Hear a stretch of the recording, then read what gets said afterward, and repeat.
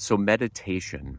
So when I started on my spiritual journey, I just jumped in and I was like, I got to do this. And meditation's like the first thing. I got to slow my mind down. I'm a Eckhart Tolle guy, whatever. And so I started going to the guided meditations, and this was a point of frustration for me because it was like I'd go into these guided meditations. I wouldn't be able to follow the guide because my monkey mind was just going everywhere. And it became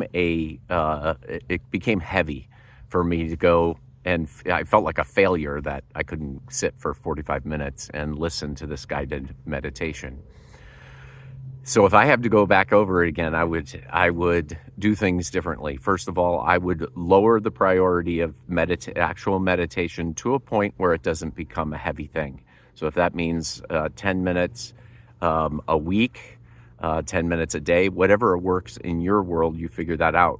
But there's lots of other things, and actually these things worked better for me than the long guided meditations. Was I had a thing with traffic. So whenever I would stop at a stoplight, I took 2 breaths, just slowed everything down, took 2 breaths, and moved on. Then I started to notice and catch the noise in my head, all of these stories that wanted to keep regurgitating themselves in my head.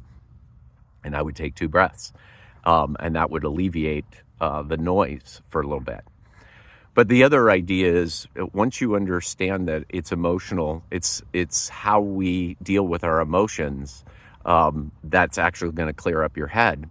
That when we're trying to heal forward into the future rather than trying to look back at our past. Because what that crazy mind is all the stories of all the analytics that your mind did, current and in the past, all attached, constantly trying to be to rectify all of these problems that we feel like we have. So once we start looking at life forward, what ends up happening is instead of the stimulus when we feel heavy, we're not trying to get rid of it. We're actually dealing with it as a signal. So when we sit with that feeling, instead of, medicating ourselves and trying to calm ourselves down, we actually sit with it.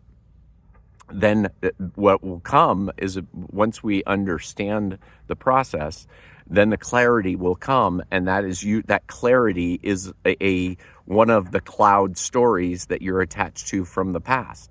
And that's the thing, is we don't know what all these stories are about, but our mind's trying to figure it out. So the idea is that once we start to do this process, those stories and that noise is going to start to dissipate.